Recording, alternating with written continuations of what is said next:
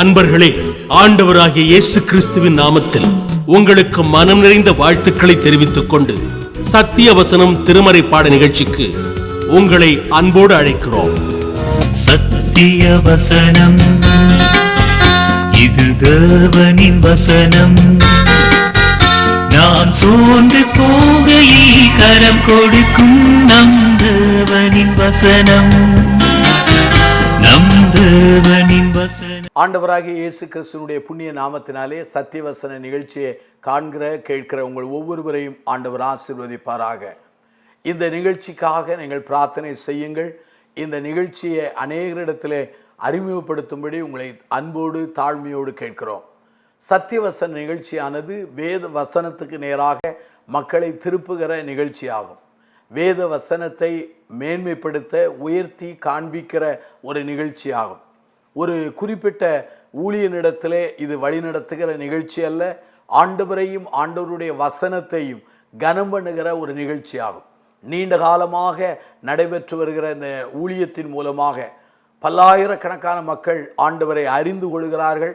அந்த நிகழ்ச்சியை நீங்கள் காண உங்களை அன்போடு அழைக்கிறோம். உங்களுடைய கடிதங்களுக்காக நாங்கள் பிரார்த்தனை செய்கிறோம். நீங்களும் எங்களுக்காக பிரார்த்தனை செய்யுங்கள். சங்கீதக்காரனாகிய தாவீதினுடைய வாழ்க்கையிலிருந்து திருமுறை செய்திகளை நாம் தொடர்ந்து கற்று வருகிறோம். சங்கீதக்காரனாகிய தாவீதுக்கு ஒரு அந்நிய ஜாதியான ஒரு அமெரிக்க வாலிபன் வந்து செய்தி சொல்கிறான். சவுல் ராஜாவும் அவனுடைய குமாரனான யோனத்தானும் இறந்து போனார்கள், இஸ்ரவேல் மக்கள் எல்லாம் மடங்கடிக்கப்பட்டார்கள் என்று சொன்ன உடனே தாவீதும் தாவீதினுடைய மனிதர்களும் அவர்கள் அழுது உபவாசம் இருந்து அவர்கள் புலம்புகிறார்கள்.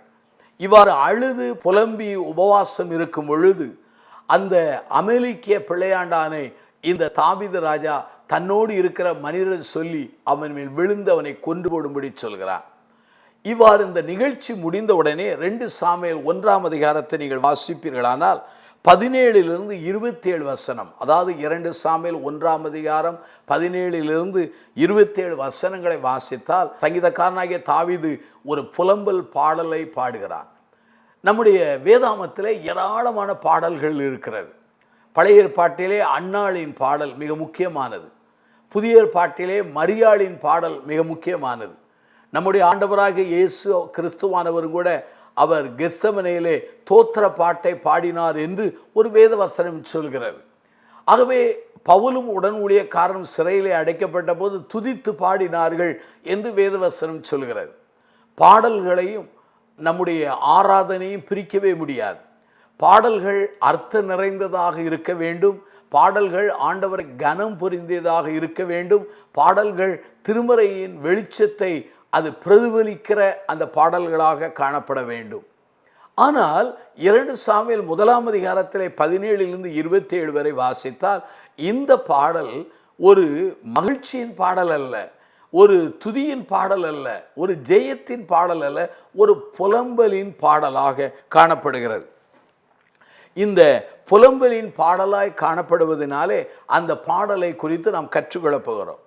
இந்த 17ஆவது வசனத்திலிருந்து 27 வசனங்களை நீங்கள் வாசிப்பீர்களானால் 4 குறிப்புகளை உங்கள் முன்னாலே வைக்க விரும்புகிறேன். முதலாவதாக, இந்த புலம்பலின் மூலமாக சங்கீதக்காரனாகிய தாவீது அந்த சவுல் அல்லது அந்த யோனத்தானுடைய நல்ல பண்புகளை உயர்த்தி காண்பிக்கிறார். அநேகர் இறந்த உடனே அவனுடைய புகழை பாடமாட்டார்கள், அவருடைய துர்ச்செயல்களை சொல்லி பேசுவார்கள். அநேக துக்க வீடுக்கு நீங்கள் சென்றிருப்பீர்களானால் அவருடைய நல்ல பண்புகளை சொல்லுகிற நிலைப்பாடு மிகவும் குறைவு. சங்கீதக்காரனாகிய தாவீது தனக்கு விரோதியாக இருந்தாலும், தன் பாடுகளுக்கு மூல காரணமாக இந்த சவுல் ராஜா இருந்தாலும், தன்னுடைய வாழ்க்கையிலே துன்பத்திலும் துயரத்திலும் வழி நடத்தப்படுதலுக்கு இவன் ஆதாரமாக இருந்தாலும் அந்த சவுலை குறித்து, யோனத்தானை குறித்து அவனுடைய நல்ல பண்புகளை பாடுகிறார். நீங்கள் 2 சாமுவேல் 1ஆம் அதிகாரத்தை எடுத்து வைத்துக் கொள்ளுங்கள். 19வது வாக்கியத்திலே சங்கீதக்காரனுடைய புலம்பலில் ஒரு வார்த்தை வாசிக்கிறேன். இஸ்ரவேலின் அலங்காரம் உயர்ந்த ஸ்தானங்களில் அதமாயிற்று, பராக்கிரமசாலிகள் விழுந்தார்களே. இந்த 19ஆம் வசனத்திலே அங்கே யோனத்தானும் சவுலும் எப்படிப்பட்டவர்கள் என்று சங்கீதக்காரன் பாடுகிறார். இவர்கள் இஸ்ரவேலின் அலங்காரம். ஒரு கோணத்திலே பார்த்தால் சவுல் ராஜா எப்படிப்பட்டவன்? ஒரு காலத்தில் அபிஷேகம் பண்ணப்பட்டவன், இன்னொரு காலத்தில் அபிஷேகத்தை இழந்தவன், ஒரு காலத்திலே தேவ ஆவியினாலே அவன் தீர்க்கதரிசனம் சொன்னவன், ஒரு காலத்திலே தேவன் அவனை வல்லமையாய் பயன்படுத்தின மனிதன், பிற்காலத்திலே குறி கேட்கிற இடத்தில் போய் குறி கேட்டு அவனுடைய வாழ்க்கையிலே தவறான வாழ்வுக்கு நேராக நடந்தவன், தன்னுடைய மரண நேரத்திலே கூட ஒரு ஈட்டியை நட்டு வைத்து தன்னை தற்கொலை பண்ணி தன் வாழ்வை முடித்து கொண்டவன். அந்த மனிதனை குறித்து சங்கீதக்காரன் அழகாய் சொல்லுகிற ஒரு வார்த்தை என்ன? அவன் இந்த இருவரும் இஸ்ரவேலுக்கு அலங்காரமாயிருந்தார்கள். அதற்கு காரணம் என்ன? ஒரு காரணத்தை சொல்கிறேன். இஸ்ரவேல் ஜனங்களுக்கு ராஜா கிடையாது. கர்த்தர் தான் ராஜாவாக, நியாயாதிபதியாக, அவர்தான் அவர் போதகராக, நியாய பிரமாணிகனாக இருந்தார். ஆகவே ராஜா அவர்தான், நியாயாதிபதி அவர்தான், நியாய பிரமாணிகர் அவர்தான். ஆனால் நடந்த ஒரு காரியம் என்ன? இஸ்ரவேல் ஜனங்கள் சாமுவேலுக்கு பிற்பாடு எங்களுக்கு ராஜா வேண்டும் என்று கேட்டார்கள். ராஜா கேட்பது ஆண்டவருக்கு பிடித்தம் இல்லாவிட்டாலும் அவர்களுக்காக ராஜாவை கொடுத்தார். அந்த முதல் ராஜா யார்தான் என்றால் சவுல் ராஜா. ஆகவே இஸ்ரவேல் ஜனங்களுக்கு இவன் ராஜாவாய் மாறியதினாலே இவனுடைய வாழ்வை குறித்து சங்கீதக்காரனுடைய கணிப்பு என்ன? அவன் அலங்காரமாக இருந்தான். இந்த அருமையான சவுல் மாத்திரமல்ல, அவன் குமாரனும் அங்கே இஸ்ரவேலருக்கு அலங்காரமாக இருந்தார்கள்.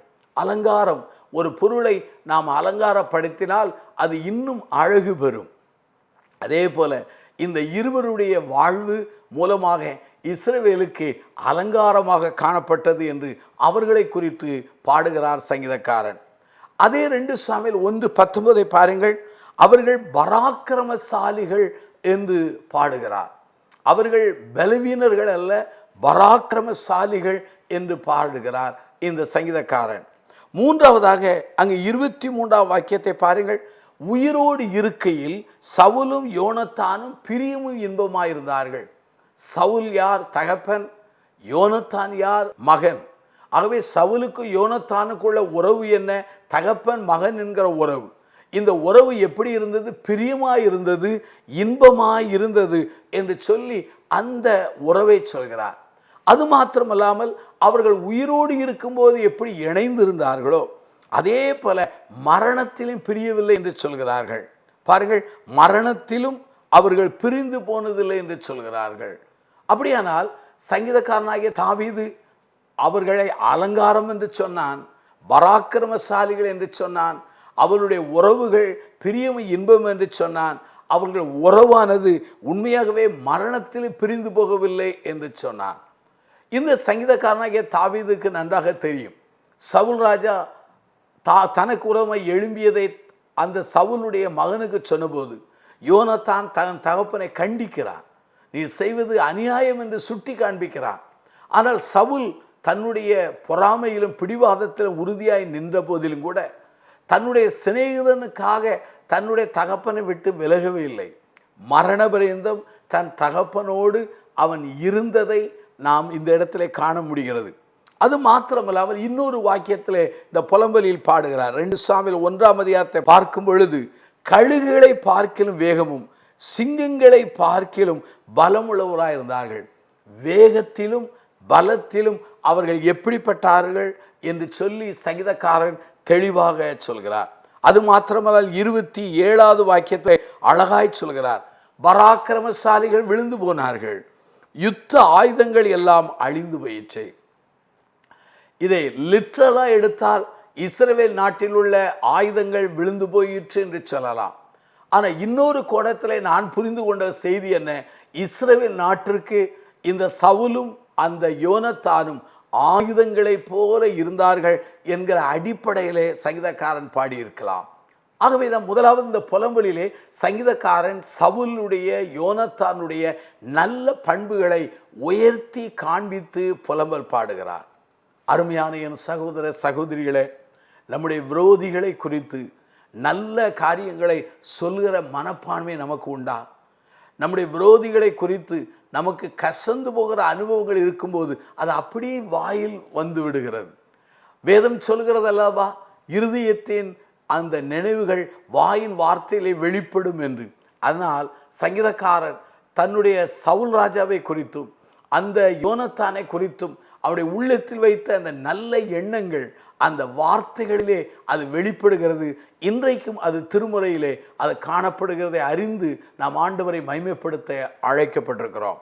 ஆகவே நம்முடைய விரோதிகள் மடியும் பொழுது அவர்களை குறித்து நல்ல பண்புகளை பேச அழைக்கப்படுகிறோம். சிலருடைய வாழ்க்கையை நான் பார்த்திருக்கிறேன். சிலர் இறந்த பிற்பாடும் அவருடைய தீமையை குறித்தே பேசுவார்கள். நான் என் நண்பரிடத்தில் சொல்வேன், அவர் இறந்து போனார், அவரை குறித்து தீமையை பேசுவதை விட்டுவிடுங்கள், நல்ல பண்புகளை பேசுங்கள் என்று சொல்லி நான் சொல்லுகிற பழக்கம் எனக்கு உண்டு. ஆனால் சங்கீதக்காரனாகிய தாவீது சவுலுக்கு விரோதமாய் யோனத்தானுக்கு விரோதமாய் தீதான காரியங்களை அல்ல, நல்ல பண்புகளை அவன் வெளிப்படுத்தி அதன் மூலமாக அந்த புலம்பலை பாடினான். ரெண்டாவது, இந்த இடத்துல இன்னொரு காரியத்தை நான் சொல்ல விரும்புகிறேன். இந்த சவுலும் யோனத்தானும் இஸ்ரவேல் நாட்டிற்கும் இஸ்ரவேல் ஜனத்துக்கும் செய்த நல்ல செயல்களை, அதாவது ஆட்ரிபியூட்ஸ், நல்ல காரியங்களை நான் சொல்ல விரும்புகிறேன். 2 சாமுவேல் 1:24 பாருங்கள். அங்கு வேதவசனம் சொல்கிறது, இஸ்ரவேலின் குமாரத்திகளே, உங்களுக்கு இரத்தாம்பரத்தை சிறப்பாய் உடுப்பித்து உங்கள் உடையின் மேல் பொன் ஆபரணங்களை தரிப்பித்த சவுலுக்காக அழுது புலம்புகள் என்று சொன்னார். ஆகவே சவுலும் யோனத்தானும் இஸ்ரவேல் நாட்டிற்காகவும் ஜனத்துக்காகவும் செய்த பண்புகள் அங்கு சொல்லப்பட்டிருக்கிறது. இங்கு இஸ்ரவேலின் குமாரத்திகள் என்பதற்கு ஒரு அர்த்தம் என்ன, இஸ்ரவேல் நாட்டில் உள்ள பெண்களை அது குறிப்பிடலாம். ஆனால் ஒட்டுமொத்த என்னுடைய கருத்து என்னவென்றால், இஸ்ரவேலின் குமாரத்திகள் என்பது இஸ்ரவேல் நாட்டில் உள்ள எல்லா ஜனங்களையும் அது குறிக்கிறதாக இருக்கிறது. சீயோன் குமாரத்தியே களிகூறு என்று சொன்னால் அங்கே ஒரு பெண்ணை மாத்திரமல்ல, ஆண்டவர் தன்னுடைய முழு ஜனத்தை சொல்வது போல் அங்கே காணப்பட்டது அல்லவா? அதே போலத்தான் அங்கே சொல்லப்படுகிறது, இஸ்ரவேலின் குமாரத்திகளே என்று சொன்னால் இஸ்ரவேல் ஜனங்களுக்கு சவுலும் யோனத்தானும் செய்த ஒரு காரியம் என்ன தெரியுமா? இரத்தாம்பரத்தை உடுப்பித்தார்கள், உங்கள் உடையின் மேல் பொன் ஆபரணங்களை தரித்தார்கள், அதை அணிவித்தார்கள் என்று சொல்லப்படுகிறது. அப்படியான பொருள் என்ன? இஸ்ரவேல் ஜனங்களுக்கு அநேக நன்மையான, செழிப்பான, கனமான, மதிப்புக்குரிய, ஐஸ்வர்யம் நிறைந்த காரியங்களை உருவாக்கி கொடுத்ததை இந்த இடத்திலே பார்க்க முடிகிறது. சவுல் ராஜா நீண்ட காலமாய் ராஜாவாய் இருந்தவன். ஆகவே இஸ்ரவேல் ஜனத்திற்கு அவன் செய்த மகத்துவங்களை அவர் சொல்கிறார். இரத்தாம்பரம் என்பது கனத்துக்குரிய அடையாளம், பொன் ஆபரணம் என்பது அது ஒரு ஐஸ்வர்யத்தின் ஒரு வெளிப்பாடாக காணப்படுகிறது. ஆகவே முதலாவது சவுலும் யோனத்தானுடைய அந்த மகிமையான நல்ல பண்புகளை சொன்னார். ரெண்டாவது, ஜனத்துக்கு அவர்கள் செய்ததை சொன்னார். இன்றைக்கு அநேக குடும்பங்கள், அநேக மனிதர்கள் தங்களுக்காக சிலதை செய்வார்கள், ஆனால் நாட்டுக்காகவோ பிறருக்காகவோ சபைக்காகவோ செய்ய மறுப்பார்கள். ஆனால் இந்த சவுலும் யோனத்தானும் என்ன செய்தார்கள்? அவர்கள் இஸ்ரவேல் ஜனங்களுக்கு அநேக நன்மைகளை செய்தாலும் இஸ்ரவேல் ஜனத்தின் கோத்திரங்களுக்கு அவர்கள் செய்த 2ஐ அவர் 24 சொல்கிறார். அதாவது இரத்தாம்பரத்தை உடுப்பித்தார்கள், பொன் ஆபரணங்களை அணிவித்து மகிழ்ந்தார்கள் என்கிற நிலையிலே காண முடிகிறது. ஒரு தகப்பன் தன் மகளுக்கு எவ்வாறு அணிவித்து மகிழ்வானோ, அல்லது ஒரு மணவாளன் தன் மணவாட்டிக்கு நல்ல ஆபரணங்களை அணிவித்து நல்ல ஆடையை கொடுத்து அணிவித்து மகிழ்ந்து கழிகுறுவார்களோ, அதே போல சவுலும் அவனுடைய குமாரனும் தன்னுடைய நாட்டுக்காக, நாட்டு மக்களுக்கு இதை செய்தார் என்று சொல்லி சங்கீதக்காரன் இந்த புலம்பலை பாடுகிறார். அருமையான உள்ளே, நம்முடைய நிலைப்பாடு என்ன? மூன்றாவது ஒன்றை சொல்கிறேன். அவர் யோனத்தானுடைய அன்பை குறித்து சொல்கிறார். முதலாவது சவுலையும் சவுலுடைய குமாரனாகிய அந்த யோனத்தானுடைய அந்த நல்ல பண்புகளை சொன்னார்.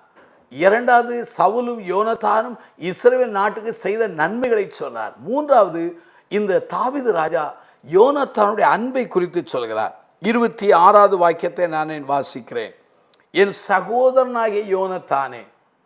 அப்படியானால் இங்கே இவனை சகோதரன் என்று அழைக்கிறார். நியாயப்படி இவன் சகோதரனா? இந்த சவுல் தாவீதுக்கு மாமன் முறை, அப்படியானால் இவர் ஒரு மைத்துன முறை. ஆனால் இவர் சொல்கிறார் என் சகோதரனாகிய யோனத்தானே என்று. அந்த அளவுக்கு அவன் உடன் பிறவாத ஒரு சகோதரனை போல காணப்பட்டார்.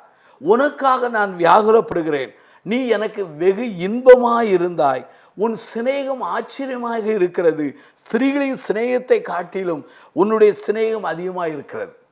ஒரு மனிதன் ஒரு பெண்ணை அதிகமாக நேசிப்பான். ஆனால் சங்கீதக்காரன் சொல்கிறான், என்னுடைய சகோதரனான சிநேகிதனான யோனத்தானே, ஒரு பெண்கள் மேல் வைத்திருக்கிற சிநேகத்தை காட்டிலும் உன்மேல் அதிகமாக சிநேகம் வைத்திருக்கிறேன், நீ எனக்கு இன்பத்தையும் சந்தோஷத்தையும் தருகிறாய் என்று சொல்கிறார். அப்படியானால் யோனத்தானுக்கும் தாவீதுக்குள்ள அந்த உறவு அங்கு வெளிப்படுகிறது. யோனத்தான் தாவீதை தன்னை காட்டிலும் அதிகமாய் நேசித்தான். யோனத்தான் தாவீது நிமித்தம் தன் ராஜ்யபாரத்தை கூட இழக்க அவன் முற்பட்டதை நாம் பார்க்க முடிகிறது.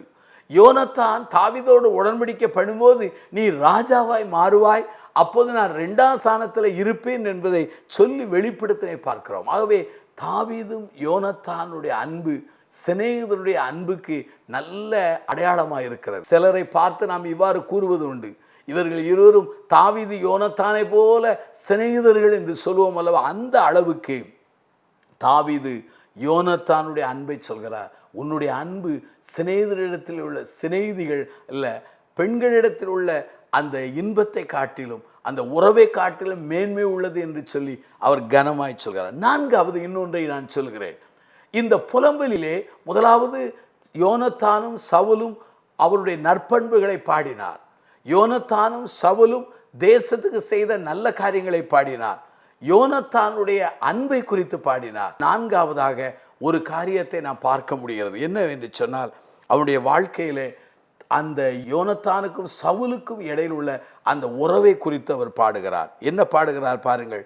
1 சாமுவேல் 1ஆம் அதிகாரத்தில் 23 உயிரோடு இருக்கையில் சவுலும் யோனத்தானும் பிரியும் இன்பமாய் இருந்தார்கள், மரணத்திலும் பிரிந்து போனதில்லை. தகப்பன் மகன் உறவை பாருங்கள். அவர்கள் என்றென்றும் பிரிந்ததில்லை. அவர்களை எது பிரித்தது என்றால் மரணம் ஒன்றே பிரித்தது. சில திருமண ஆராதனையிலே சிலர் வாசிப்பதை நான் கேட்டிருக்கிறேன்.